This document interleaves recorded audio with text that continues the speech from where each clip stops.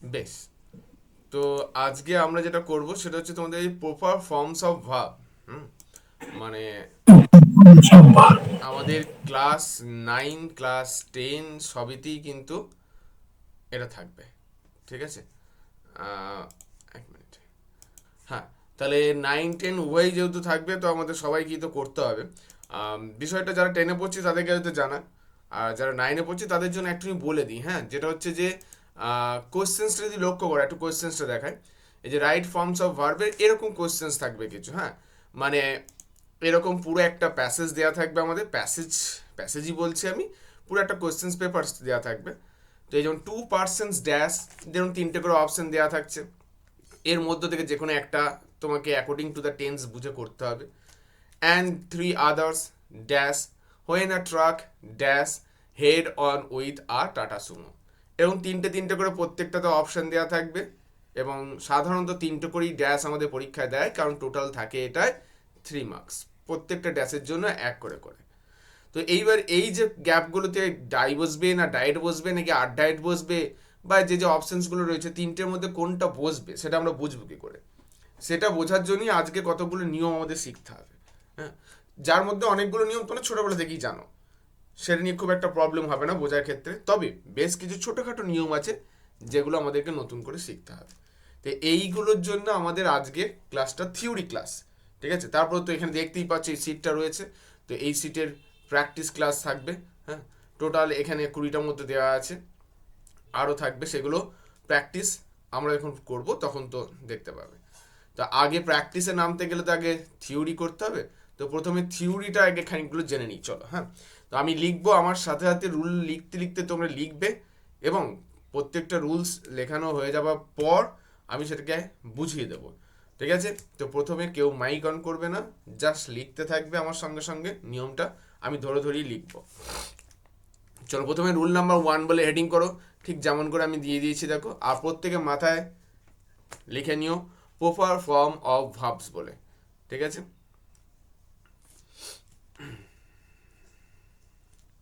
এক মিনিট।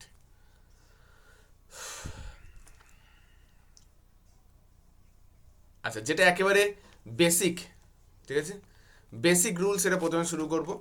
সবসময় যেটা আমাদের খেয়াল রাখতে হবে, সিম্পল প্রেজেন্ট টেন্সে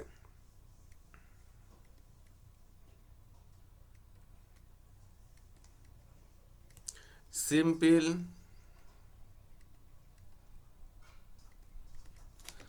প্রেজেন্ট টেন্স,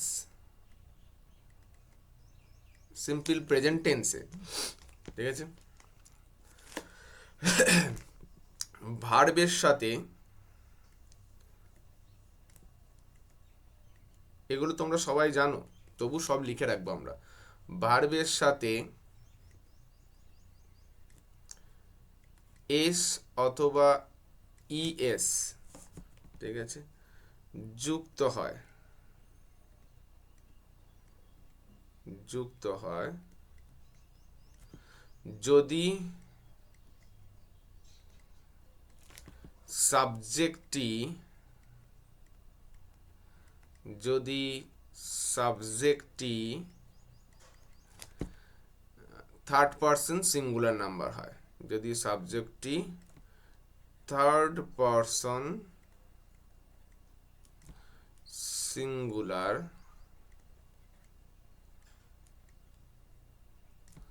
হয়। ঠিক আছে, আমি প্রত্যেকটা উদাহরণ লিখব, প্রত্যেকটা নিয়ম লিখব এবং প্রত্যেকটার সঙ্গে উদাহরণও দেব। ঠিক আছে, যেমন এইটার উদাহরণটা আমরা একটু প্রথমে লিখে নিই। এক্সাম্পল যদি লিখি তাহলে দেখতে পাবো, যেমন ধরো আমি বললাম Ram goes to school,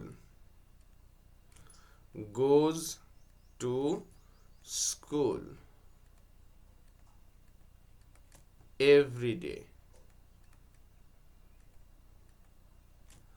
Ram goes to school every day। ঠিক আছে, অর্থাৎ রাম প্রত্যেক দিন বিদ্যালয়ে যায়। তাহলে এইবার নিয়মটা একটু বুঝে নেওয়া যাক, প্রত্যেকে লিখতে থাকো এবং সঙ্গে এটাও একটু খেয়াল রাখো যখন এই নিয়মটা বোঝাচ্ছি। কি বলছে দেখো, তাহলে সিম্পল প্রেজেন্ট টেন্স, সেখানে ভার্বের সাথে তখনই এস বা ইএস যুক্ত হবে যদি বাক্যটা থার্ড পার্সন সিঙ্গুলার নাম্বারে, সরি মানে সাবজেক্টটা থার্ড পার্সন সিঙ্গুলার নাম্বারে থাকে। আমাদের এই বাক্যের সাবজেক্টকে যদি দেখি, তাহলে আমাদের এই বাক্যের রাম হচ্ছে গিয়ে সাবজেক্ট, এবং রাম যেহেতু একটা ব্যক্তির নাম, তাহলে সেটা থার্ড পার্সন এবং অবশ্যই সিঙ্গুলার নাম্বার, তাহলে এটা third person singular number, third person singular number এটা একটি, ঠিক আছে। তাহলে যেহেতু এটা থার্ড পার্সন সিঙ্গুলার, তাই এখানে যদি লক্ষ্য করি, তাহলে যেটা ভার্ব ছিল আমাদের গো, এই গো এর সঙ্গে তাহলে কি যোগ হলো, এস অথবা ইএস। সাধারণত ভার্বটাকে সিঙ্গুলার করার জন্য কিন্তু ভার্বের সঙ্গে এস বা ইএস যোগ হয়। নাউন এবং ভার্ব পরস্পর উল্টো দিকে চলে। নাউনের সঙ্গে এস বা ইএস যোগ হলে সেটা হয় প্লুরাল, ভার্বের সঙ্গে এস বা ইএস যোগ হলে সেটা হয় সিঙ্গুলার। তাহলে এখানে এস বা ইএস যোগ হয়েছে মানে ইএস যুক্ত হয়েছে, আমরা দেখতে পাচ্ছি এখানে গো এর সঙ্গে। যেহেতু রাম ছিল থার্ড পার্সন সিঙ্গুলার নাম্বার, তাই ভার্বটাকেও সিঙ্গুলারই করতে হবে, সেই কারণে গোজ হয়ে গেছে। ব্যাস। তো পরীক্ষায় যেভাবে প্রশ্ন আসে সেগুলো তো আমরা পরে প্র্যাকটিসে আসবো, এখন শুধু এক্সাম্পল সহকারে আমরা টুকটাক আলোচনা করছি। মাঝের মধ্যে দুটো একটা ক্ষেত্রে আমি পরীক্ষায় যেমন করে কোয়েশ্চেন্স দেয়, সেইভাবে অপশনস দিয়েও কিন্তু দু একটা দেখাবো, ঠিক আছে। তাহলে এটা গেল একেবারে বেসিক 1 নাম্বার নিয়ম, যেটা আমাদের ছোটবেলা থেকে আমরা সবাই জানি। চলো এবার রুল নাম্বার 2 এ আসে। 2 নাম্বার নিয়ম আমাদের কি বলছে, ওয়েট, এগুলো আমি তোমাদের বহুবার বলে এসেছি, তবু একবার বলে দেওয়া যাক। রুল নাম্বার 2, চলো যখন লিখছি আমরা সবগুলোকে একবারে লিখে রাখবো, যার জন্য আমি সব সাধারণ থেকে শুরু করে সব কিছুই একবারে লিখে দিচ্ছি। ওকে, রুল নাম্বার 2। বেশ, তাহলে দ্বিতীয় নিয়ম আমাদের কি বলছে, 3টে শব্দ যেটা আমি বারবারই বলি, সেই 3টে শব্দ নিয়ে আমরা আলোচনায় আসবো। বেশ, মোডালস,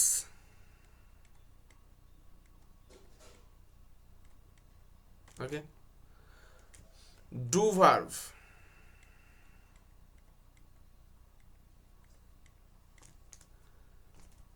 এবং আচ্ছা 3টে না 2টো লিখবো, হ্যাঁ, কারণ 3 নম্বরটা আমি আলাদা করে আরেক জায়গায় লেখাবো, তো আপাতত তোমরা এখানে এটা লেখো, মোডালস এবং ডু ভার্ভ। 1 মিনিট,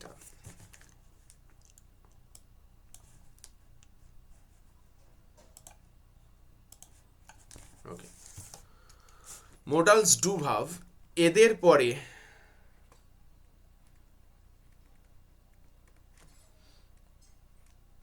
পরে ভার্বের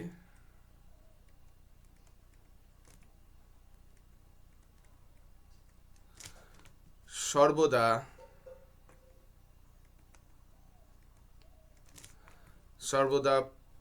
প্রেজেন্ট ফর্ম বসে, সর্বদা প্রেজেন্ট ফর্ম বসে, ঠিক আছে, মানে V1, অলওয়েজ V1 বসবে, ওকে। বেশ, মোডালস এবং ডু ভার্বের একটা করে উদাহরণ নেওয়া যাক। চলো, এগুলো বহুবার করেছি এক্সাম্পলে। বেশ, বললাম ধরো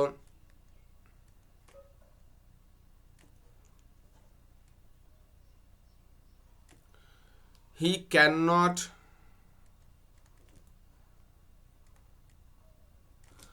গো দেয়ার, সে সেখানে যেতে পারবে না, ঠিক আছে।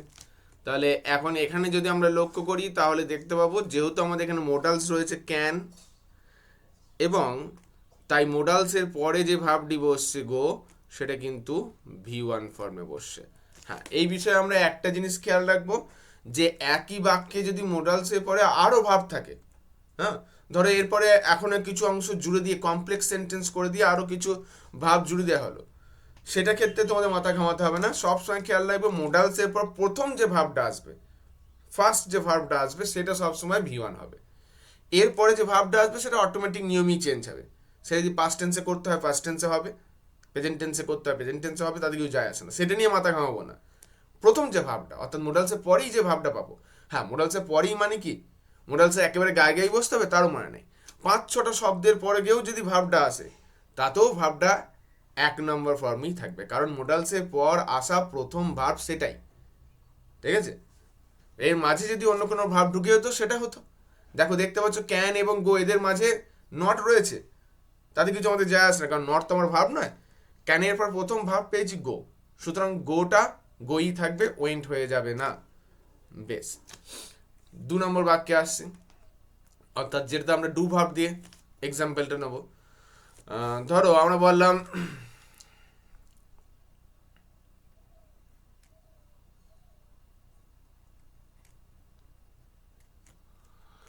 He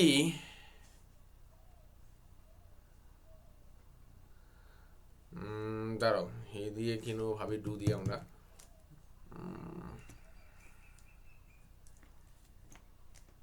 did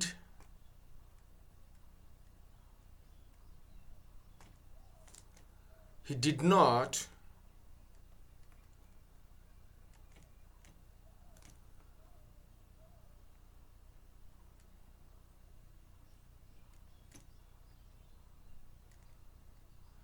he did not make this, সে এটা তৈরি করেনি। তাহলে এখানে যদি আমরা তাকাই তাহলে দেখতে পাবো বলছে he did not make this, অর্থাৎ সে এটি তৈরি করেনি। এবার এইখানে ডু ভার্ব এসেছিল, তো সেই অনুযায়ী ডু ভার্বে পাস্ট টেন্স করার জন্য দেখো ডু ভার্বটাকে চেঞ্জ করেছি, ডিড করেছি, কিন্তু মেকটাকে পাল্টে কিন্তু আমরা কখনো মেড করিনি।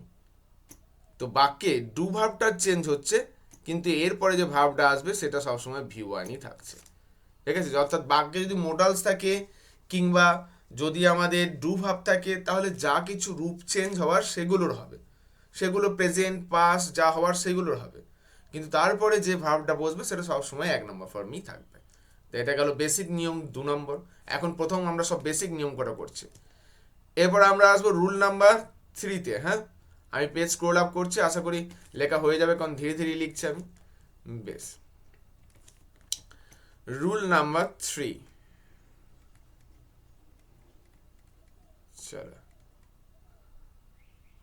3 নম্বর নিয়ম আমাদের কি বলছে দেখা যাক। আচ্ছা, এই নিয়মটা এই 1 নম্বর নিয়মের সঙ্গে কিছুটা যুক্ত, ঠিক আছে। যেমন বলছে ইউনিভার্সাল ট্রুথ, মানে চিরসত্য যেগুলো,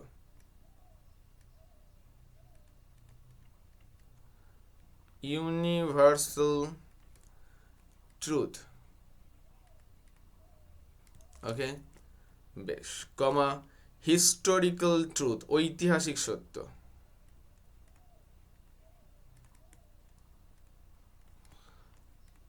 হিস্টোরিক্যাল ট্রুথ, ঠিক আছে। তারপরে আমরা যদি বলছি হ্যাবিচুয়াল ফ্যাক্ট, অর্থাৎ নিত্যদিনে অভ্যাস, যেটা হ্যাবিচুয়াল, নিত্যদিনের কোনো কর্মকাণ্ড বোঝালে, ঠিক আছে, ফ্যাক্ট। এরা সব সময়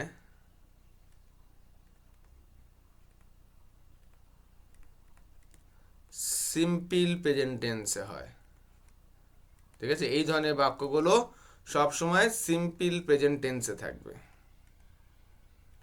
সিম্পল প্রেজেন্ট টেন্সে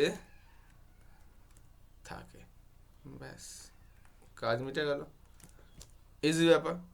উদাহরণ নিয়ে নেওয়া যাক কতগুলো, ঠিক আছে। চলো, হ্যাঁ, হ্যাবিচুয়াল ফ্যাক্ট বলতে কারো যদি অভ্যাস না থাকে, মানে মনে না থাকে, লিখে নিও অভ্যাসগত কাজ, ঠিক আছে। হ্যাবিচুয়াল ফ্যাক্টটা বলতে অভ্যাসগত কাজ, এটা তোমরা লিখে নিও যদি মনে না থাকে। চলো এক্সাম্পল নেওয়া যাক। প্রথমে একটা ইউনিভার্সাল ট্রুথ দিয়ে নিই আমরা। ধরো বললাম যে বাক্যটা আমরা সবাই বলি, the sun rises in the east, সূর্য পূর্ব দিকে উদিত হয়। আমরা সবাই জানি, তাহলে সূর্য পূর্ব দিকে উদিত হয়, তার জন্য যদি লক্ষ্য করি তাহলে আমরা এখানে দেখতে পাচ্ছি যে রাইজটা কি হয়ে গেছে, দেখো রাইজেস, রাইজেস কেন হয়েছে, এই যে দ্য সান আমাদের তো থার্ড পারসন সিঙ্গুলার, আমি বললাম এটার সাথে প্রথম যে নিয়মটা শিখেছি, থার্ড পারসন সিঙ্গুলার হলে ভার্বে সবসময় এস বাই এস যুক্ত হয়, সেই নিয়মটারই এক্সটেনশন, ওটার সাথেই একসঙ্গে জুড়ে থাকা একটা নিয়ম। ঠিক আছে, তাহলে যেহেতু সান সূর্য পূর্ব দিকে উদিত হয় বলছে, এটা চিরসত্য একটা ঘটনা, ইউনিভার্সাল ট্রুথ, তাই সিম্পল প্রেজেন্ট টেন্স হলো, রাইজেস হয়ে গেল। বেশ, এটা রোজ হবে না, হ্যাঁ, সূর্য পূর্ব দিকে উঠেছিল মানে গতকাল উঠেছিল আর উঠবে না এমনটা না, এটা সব সময়ের জন্যই সত্য। বেশ, এর পরের নিয়মটা নেওয়া যাক, এই নিয়ম বলছি, পরের এক্সাম্পলটা নেওয়া যাক। একটা তো চিরসত্য দেখলাম, আর একটা এক্সাম্পল দেখি। বেশ, যেমন ধরো ইউনিভার্সাল ট্রুথ হিসেবে আর একটা বললাম, আইস মানে বরফ ফ্লোটস অন ওয়াটার, বরফ জলে ভাসে। অথবা তোমরা বলতে পারো অয়েল ফ্লোটস অন ওয়াটার, তাও হবে, তেল জলে ভাসে, কারণ এটা একটা ফ্যাক্ট, সত্য কথা, এটা একটা, বরফ জলে ভাসে। তাহলে লক্ষ্য করলে আমরা আবারও দেখতে পাচ্ছি যেখানে আমাদের ফ্লোটসটা থার্ড পার্সন সিঙ্গুলার আইস, সেই কারণে ফ্লোটস হয়েছে প্রেজেন্ট টেন্সে। বেশ, আর একটা হ্যাবিচুয়াল ফ্যাক্ট বলি, নিত্যদিনের অভ্যাস। বেশ, মাই গ্র্যান্ডমাদার,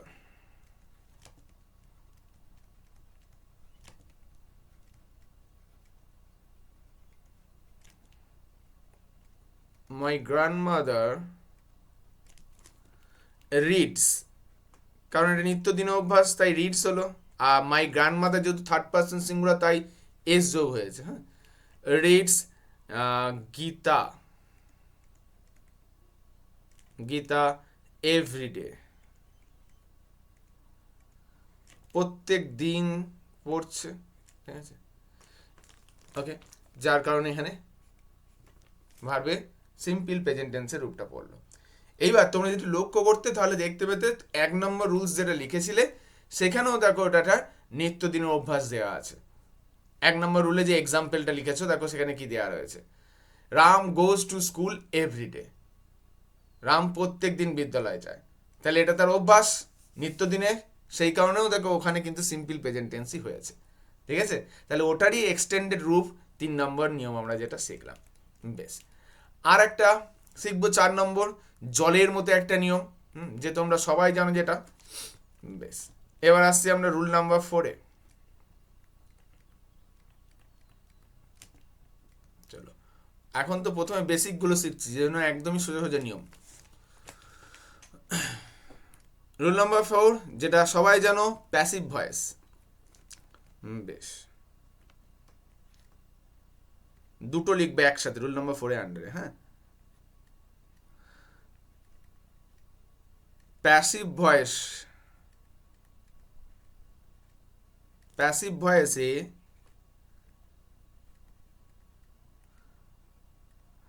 সর্বদা V3 ফর্ম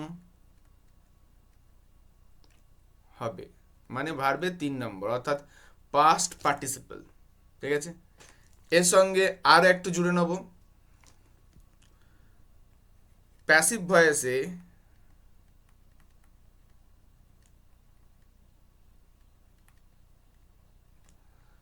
প্যাসিভ ভয়েসে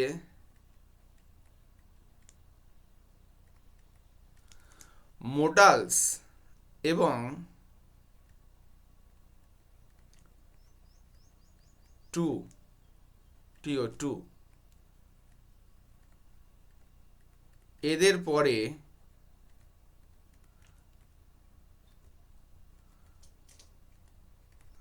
সর্বদা বিই বসবে, বিই বসে। ঠিক আছে, ব্যাস। আচ্ছা, প্যাসিভ ভয়েসে V3 বসে, এর উদাহরণ আমার মনে হয় না তোমাদের দিতে হবে। ঠিক আছে, আর বি এরও উদাহরণ তোমরা প্রচুর করে এসছো। ঠিক আছে, বেশ, তবু বি মোডালস দিয়ে একটা বি এর উদাহরণ আমরা দিয়ে রাখি। প্যাসিভ ভয়েসে V3 উদাহরণ আমার মনে হয় না প্রয়োজন আছে, কারণ তোমরা প্যাসিভ ভয়েস সবাই করে আসছো। চলো, ওই বিই দিয়ে একটা উদাহরণ দিয়ে রাখি, মানে মোডালস দিয়ে করলে যে বিই আসে সেটা। বেশ, ধরো আমাদের কোশ্চেন ছিল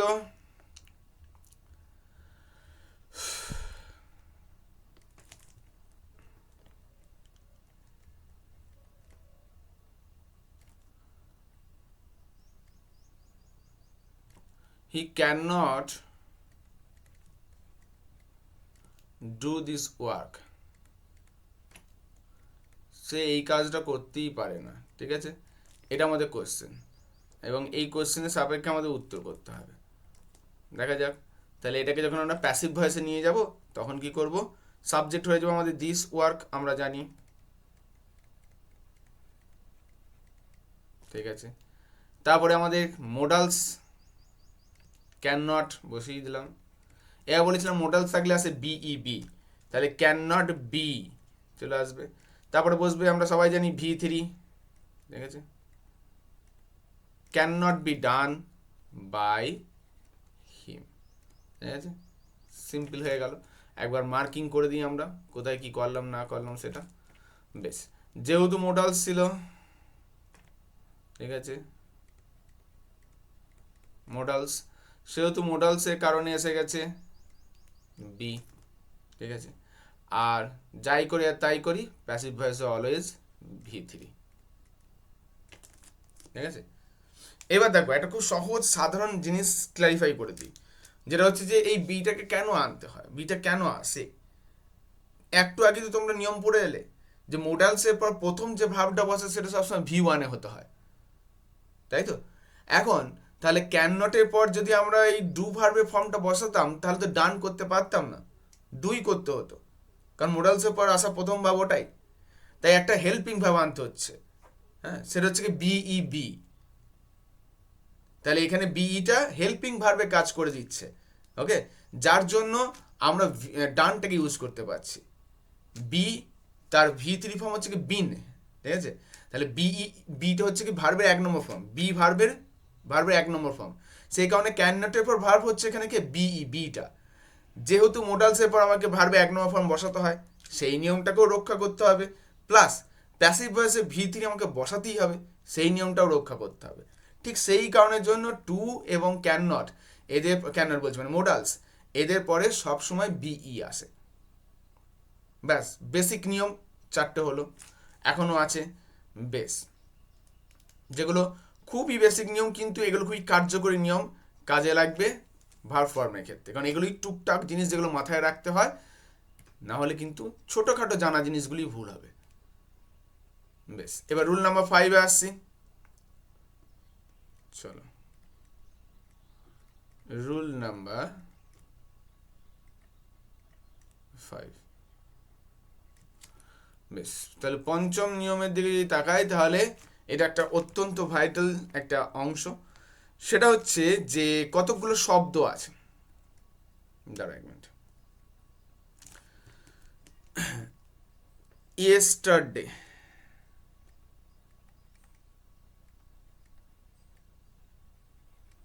ওকে, দেন এগো, ওকে, লং এগো, ওকে, তারপর হচ্ছে last year,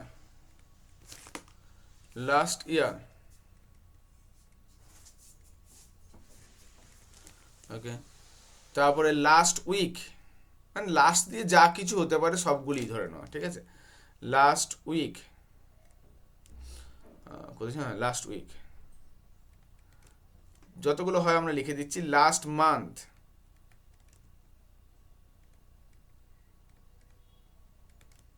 month, that day,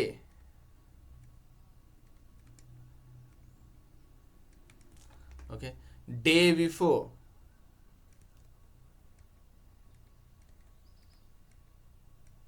বেশ,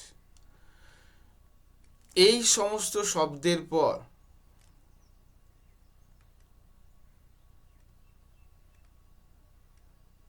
এই সমস্ত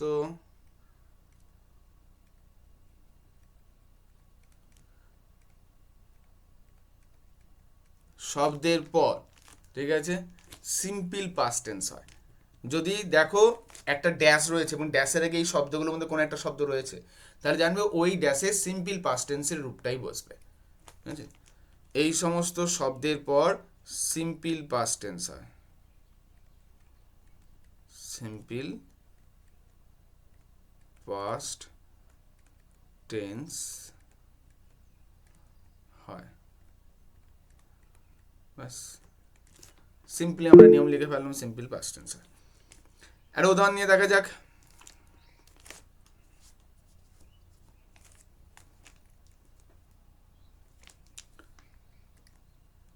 এই উদাহরণটা আমি তোমাদের পরীক্ষায় যেমনভাবে ড্যাশ দিয়ে দেয় সেভাবে দিচ্ছি, হ্যাঁ?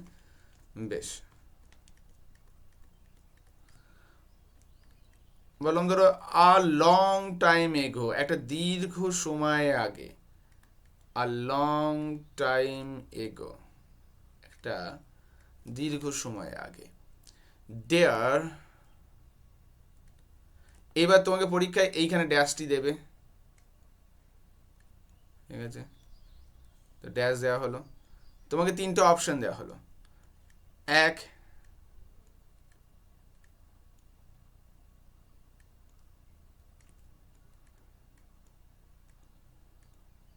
হ্যাভ বিন লিভিং,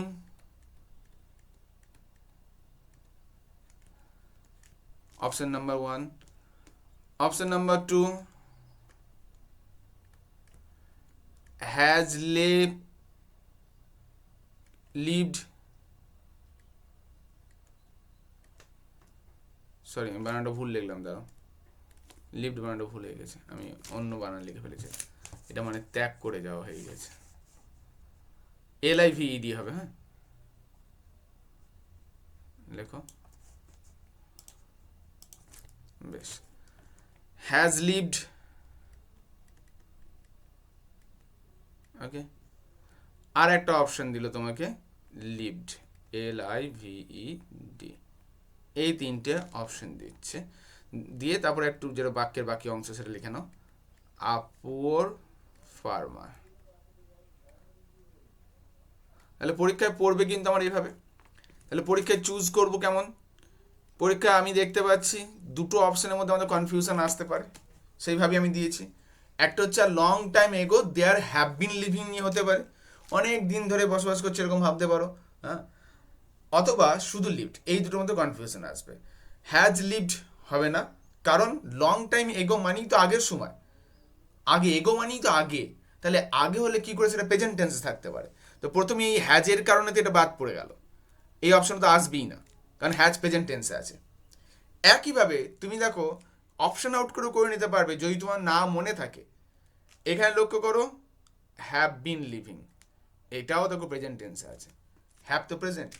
আমি এখন বললাম তোমাকে পরীক্ষা কনফিউজ করার জন্য হ্যাভ দিল না, হ্যাড দিল, হ্যাড বিন লিভিং, তাহলে তখন তুমি এই নিয়মটা শিখেছিলে।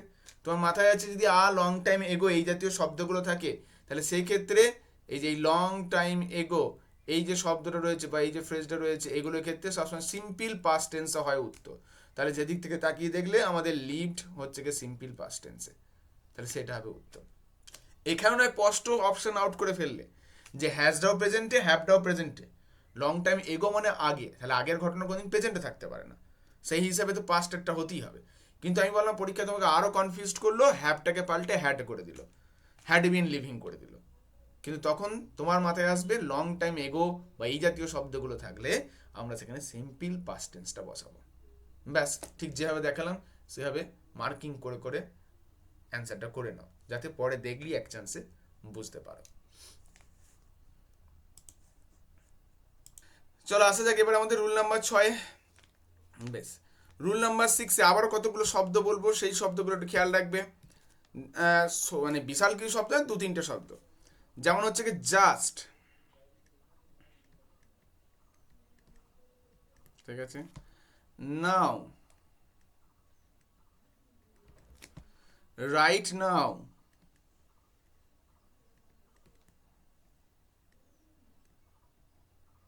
ঠিক আছে, এই ধরনের,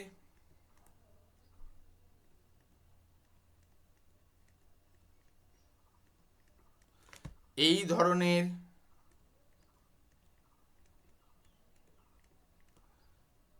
শব্দগুলি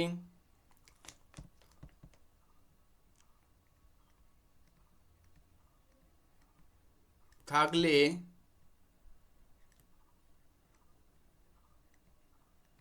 এদের পরে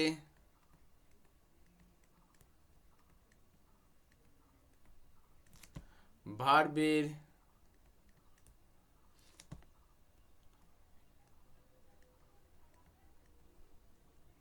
প্রেজেন্ট পারফেক্ট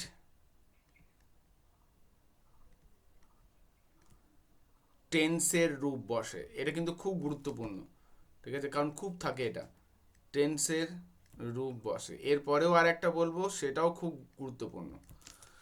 এই যে জাস্ট, নাও, রাইট নাও, এই ধরনের শব্দগুলো যদি তুমি দেখতে পাও তাহলে বুঝবে যে ওই গোটা বাক্যটা তোমার প্রেজেন্ট পারফেক্ট টেন্সে থাকবে। তার মানে ড্যাশেতে প্রেজেন্ট পারফেক্ট টেন্সের রূপ বসবে, ঠিক আছে। বেশ, এক্সাম্পল নেওয়া যাক আমাদের।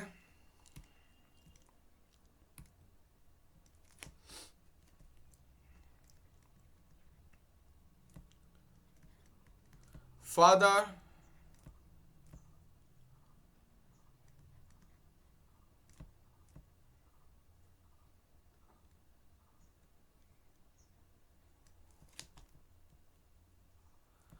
এখানে ড্যাশ দেওয়া থাকবে,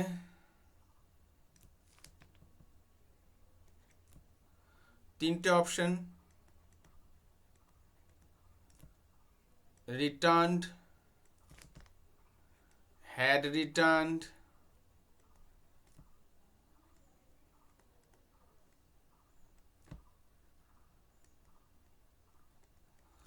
আর একটা option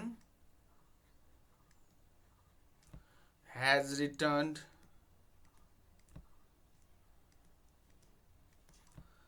from Kolkata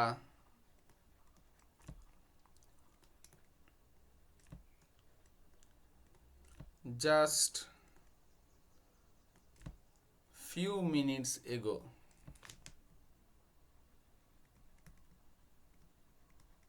Just few minutes ago.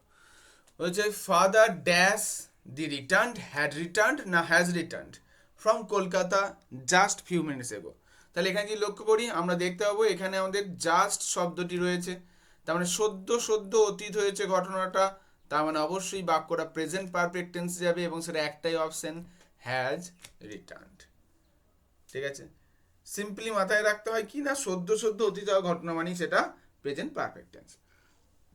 তার মানে বাবা ফিরেছে, অতীত হয়ে গেছে ঠিক কথায়, কিন্তু ঘটনাটা সবে সবে ঘটা শেষ হয়েছে, তার রেস এখনো আছে।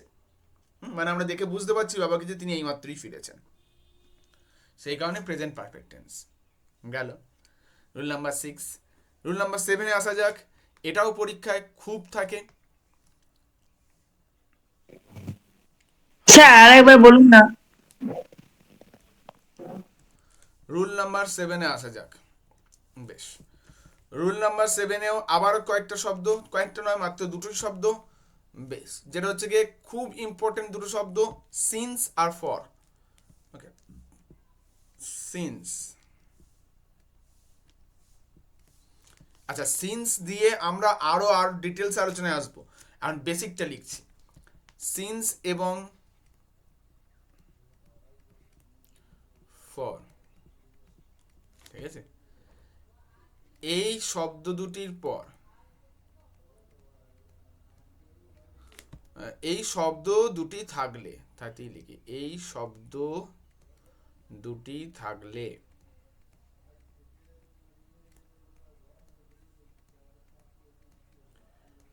বাক্যটি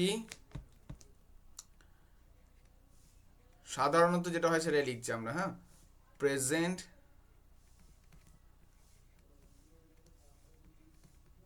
পারফেক্ট কন্টিনিউয়াস টেন্সে হয়।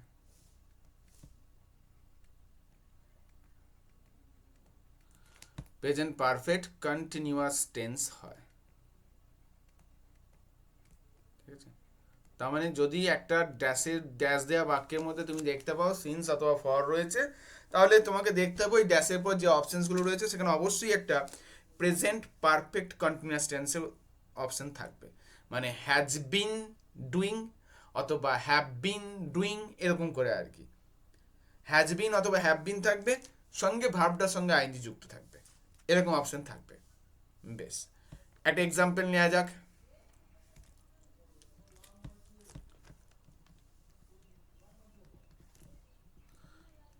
বললাম ধরো দে ড্যাশ, তিনটে অপশন,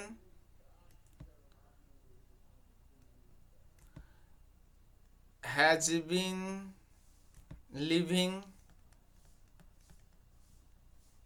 ওকে, অথবা have been living,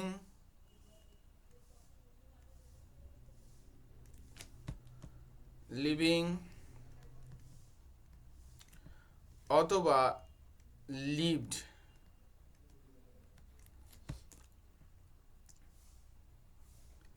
here since 2005, অর্থাৎ 2005 থেকে তারা এখানে বসবাস করছে। ঠিক আছে, তিনটে অপশন দিয়েছে আমাকে, has been living, have been living, lived. প্রথমত তোমরা তো অ্যাজ পার রুলস একটাকে তো অপশন আউট করিয়ে দিতে পারবে, সেটা হচ্ছে লিভড। এর তো হবেই না, কারণ আমরা জেনেছি যে প্রেজেন্ট পারফেক্ট কন্টিনিউয়াস টেন্স হতে হবে। কন্টিনিউয়াসের কোনো রূপই নাই, এটা সিম্পল পাস্ট টেন্স রয়েছে লিভড। ঠিক আছে, এইবার প্রথম দুটো অপশনের দিকে লক্ষ্য করো। হ্যাজ বিন লিভিং এটাও তো present perfect continuous, have been living এটাও তো প্রেজেন্ট পারফেক্ট কন্টিনিউয়াস। নেব কোনটা? তাহলে সেক্ষেত্রে আমাকে সাবজেক্টকে দেখতে হবে। সাবজেক্ট কি? দে। এটা কি? প্লুরাল নাম্বার, তাই তো? তাহলে যদি প্লুরাল নাম্বার হয় সাবজেক্ট, তাহলে নিশ্চিতভাবে এটা তো হ্যাজ না বসে হ্যাভই বসতে হবে। সুতরাং সেক্ষেত্রে আমার কি হয়ে গেল? Have been living. হ্যাজ কখন বসে? যদি সিঙ্গুলার নাম্বার হতো, কিন্তু দিয়ে তো প্লুরাল নাম্বার, তাহলে উত্তর আমাদের চলে এলো হ্যাভ বিন লিভিং। আমি ওই কারণের জন্যই দুটো অপশনই দিলাম, হ্যাজ হ্যাভ দুটোকে নিয়েই দিলাম। ঠিক আছে, যাতে সিঙ্গুলার প্লুরালের কেসটাও আমাদের মাথায় থাকে। বেশ,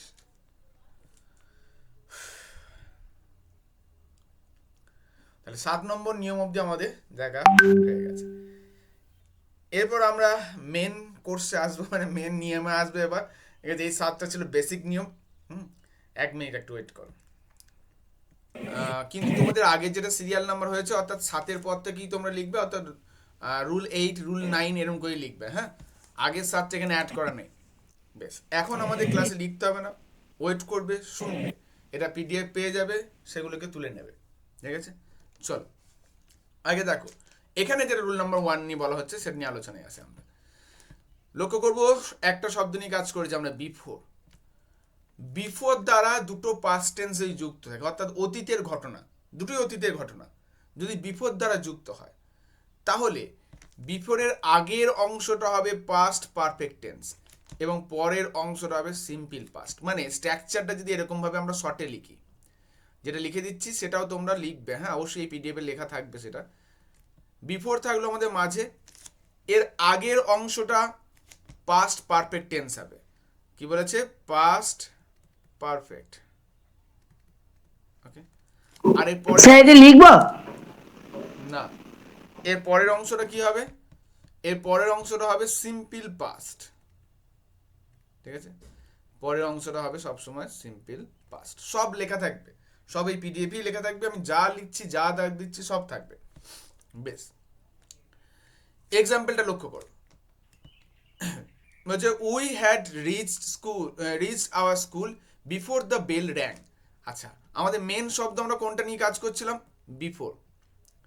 এই বিফোরের আগে কি হবে বলেছি? Past perfect. দুটো ঘটনা একসঙ্গে ঘটছে এখানে, একটা আমার স্কুল পৌঁছানো আর একটা স্কুলে ঘন্টা পড়া। তাহলে বিফোরের আগের অংশটা হবে কি? Past perfect, we had reached. পরীক্ষা এমন অপশন দেবে, উই ড্যাশ দেবে, দিয়ে দেবে শুধু রিচড আর একটা হ্যাড রিচড। ঠিক আছে, তাহলে তখন নেবো কোনটা? হ্যাড রিচড, REACHED, শুধু রিচডটা নয়। হ্যাঁ, কারণ আমরা জানি বিফোরের আগের অংশ হয় পাস্ট পারফেক্ট। আবার পরের অংশটা কি? The bell rang, had ranked নয়। ঠিক আছে, হ্যাড র্যাঙ্ক নয়, সিম্পল পাস্ট, শুদ্ধ র্যাঙ্ক। এইবার নিয়মটা দেখে একটু শক্ত শক্ত মনে হচ্ছে, তো বিষয়টা বুঝিয়ে দিই। ছোটবেলায় পড়েছিলে পাস্ট পারফেক্ট টেন্সে দুটো ঘটনার মধ্যে যে ঘটনাটা আগে ঘটে সেটা সবসময় পাস্ট পারফেক্ট টেন্স হয়। এটা পড়েছিল ছোটবেলায়। তাহলে আমি এখন বলতে চাইছি স্কুলে ঘন্টা পড়ার আগে আমি স্কুলে পৌঁছেছি, তাহলে কোন ঘটনাটা আগে? আমার স্কুলে পৌঁছানোটা। তাহলে যেহেতু আমার স্কুলে পৌঁছানোর ঘটনাটা এখানে আগে হচ্ছে, তাই ওটা পাস্ট পারফেক্ট টেন্স, সেই কারণে দেখা হ্যাড রিচড। ঠিক আছে, তাহলে বিফোর শব্দ দ্বারা দুটো বাক্য যুক্ত থাকলে প্রথম অংশটা হয় পাস্ট পারফেক্ট, পরের অংশটা হয় সিম্পল পাস্ট। যেমন করে আমি স্ট্রাকচারটা গঠন করে দিলাম, এই স্ট্রাকচারটাও কিন্তু আমরা অবশ্যই লিখব। ঠিক এর উল্টো শব্দে আসছি, যেটা উল্টো কেস হবে আফটার শব্দটা দিয়ে। আফটার শব্দটা যদি নিই, তার মানে বিফোরে যেটা হয়েছিল এখানে ঠিক তার উল্টোটা হবে।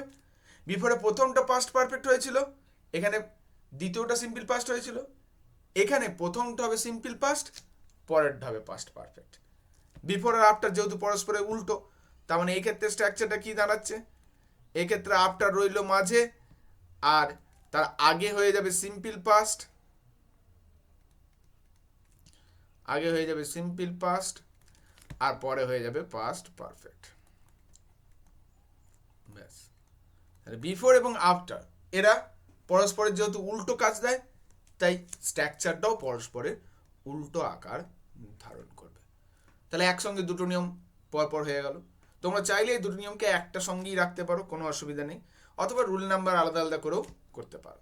ঠিক আছে, বেশ, এরপরের অংশ আসা যাক। এরপরে যেটা দেওয়া রয়েছে দেখো রুল নাম্বার 3তে আমাদের তিনটে শব্দ যেটা আমরা করেছি, হামেশাই করে আসি।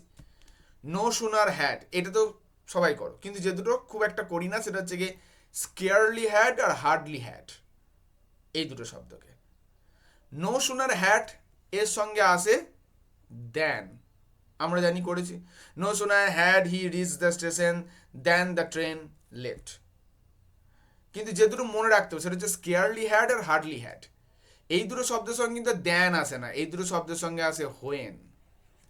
স্কেয়ারলি হ্যাড আমরা যেমন করে নো শোনাটা শুরু করি, এখানে তাই হবে। Scarcely had he reach the station when the train left. ঠিক আছে, ওখানে নো শোনার হ্যাড এবং দেন বলছিলাম, এখানে আমরা সেটা পাল্টে দেবো। দেখো এখানে দেখো উদাহরণটা দেওয়া আছে, দুটোই দেওয়া আছে। এবং একই বিষয় যদি হ্যাড থাকে পারফেক্ট টেন্সের সঙ্গে V3 হয়, এটা তো আমরা সব সময় জানি। ঠিক আছে, no sooner had the bell rang then, দেখো নো সোনার হলে দেন এসছে, then the teacher entered the classroom. এখানেও খেয়াল রাখবে নো সোনার দেওয়া বাক্যের প্রথম অংশটা হবে পাস্ট পারফেক্ট এবং পরের অংশটা হবে সিম্পল পাস্ট। ঠিক আছে, একইভাবে ওই স্কেয়ারলি হ্যাড হার্ডলি হ্যাডেরও তাই, প্রথম অংশটা হয় পাস্ট পারফেক্ট, দ্বিতীয় অংশটা হবে সিম্পল পাস্ট। এবার স্কেয়ারলি হ্যাড কিভাবে করা আছে দেখো, scarcely had he arrived at the bus stand when the bus left. দেখো এখানে হোয়েন দেওয়া হয়েছে। এই বাক্যটা যদি নো সোনার দিয়ে করতাম, কি করতাম, no sooner had he arrived at the bus stand then the bus left. একই হতো, হোয়েনটা পাল্টে শুধু দেন বসতো, আর কিচ্ছু না।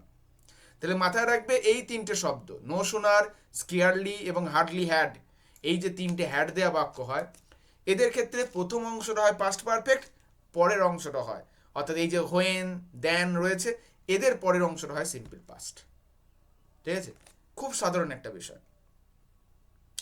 বেশ, তবু এখানে আমি একবার ছোট্ট করে লিখে দিচ্ছি, এইটাতে তোমরা যা লেখা আছে সেটা তো লিখবি, নোট তো করবি, প্লাস যে জিনিসটা এক্সট্রা লিখে রাখবে সেটাও আমি এখানে লিখে দিচ্ছি। কি লিখে রাখবে, যে স্যার রুল নাম্বার 3 লিখতে হবে। কি লিখবে, যে এই যে দেন অথবা হোয়েন, এখন কিচ্ছু লিখতে হবে না, সব পরেই লিখবে, সব এখানেই লেখা থাকবে। ঠিক আছে, এদের পরে সিম্পল পাস্ট হবে, এদের পরে simple past, simple past tense, simple past tense. Okay, এদের আগে, এদের আগে পাস্ট পারফেক্ট টেন্স,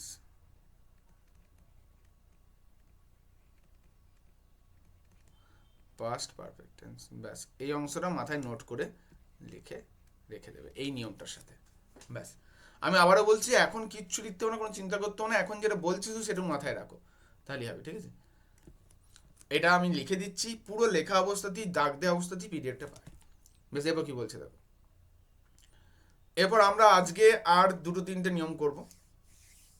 এই যে সিন্স, একটু আগে সিন্সে কাজটা করে এলাম না, সিন্সটা আমি বললাম ডিটেলস আলোচনায় আসবো।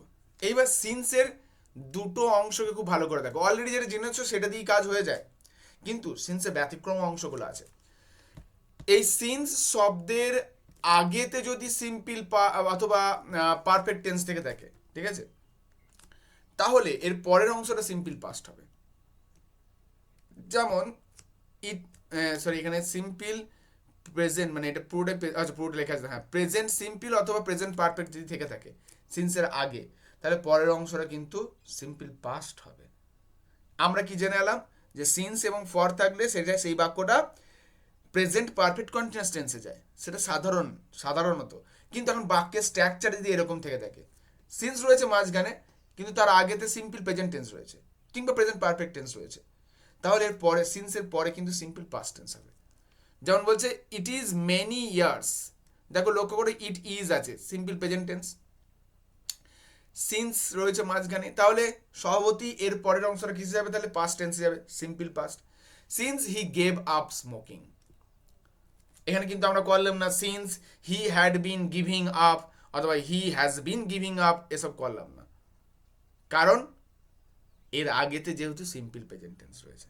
অর্থাৎ সিন্স যদি দুটো বাক্যকে যুক্ত করে, ঠিক আছে, এবং এই দুটো বাক্য যুক্ত করলে সেই প্রথম বাক্যটা যদি সিম্পল প্রেজেন্ট টেন্স হয়, পরেরটা সিম্পল পাস্ট টেন্স হবে। একইভাবে রুল নাম্বার 5 বলে এখানে যেটা রয়েছে, স্ট্রাকচারটা উল্টো দিকে যাচ্ছে দেখো। এখন সিম্পল মানে সিন্সের আগে সিম্পল প্রেজেন্ট টেন্স হলো না, উল্টে সিন্সের আগেই সিম্পল পাস্ট টেন্স বসে গেছে, এরকম একটা বাক্য তো হতে পারে, সিম্পল পাস্ট টেন্স তো আগে বসতেই পারে। তাহলে সেই ক্ষেত্রে সিন্সের পরে কি বসবে, আগে তো না হয় সিম্পল পাস্ট বসছিল, কিন্তু এখন পাল্টে গিয়ে কি হয়ে যাচ্ছে, সেটা পাস্ট পারফেক্ট। অর্থাৎ সিন্স দুটো বাক্যকে জুড়লে সেই বাক্যগুলোর মধ্যে প্রথম বাক্যটা যদি সিম্পল পাস্ট হয়, তাহলে সিন্সের পরের বাক্যটা পাস্ট পারফেক্ট হবে। যেমন মেনি ইয়ার্স পাস্ট, বহু বছর হলো কেটে গেছে, দেখো এখানে মেনি ইয়ার্স পাস্ট হয়েছে, এটা কি ছিল, সিম্পল পাস্ট। তারপরে দেখো সিন্স রয়েছে আমাদের, তাহলে স্বভাবতই নিয়ম অনুসারে এর পরেরটা পাস্ট পারফেক্ট হবে, আই হ্যাড মেড হিম, লাস্টটা দেওয়া দরকার না, আই হ্যাড মেড হিম, ব্যাস এখানেই বাক্যটা শেষ। তাহলে যেহেতু সিন্সের আগে সিম্পল পাস্ট ছিল, তাই সিম্পল পরে হলো, সরি সিন্সের পরে হলো পাস্ট পারফেক্ট টেন্স। ওকে, বেশ।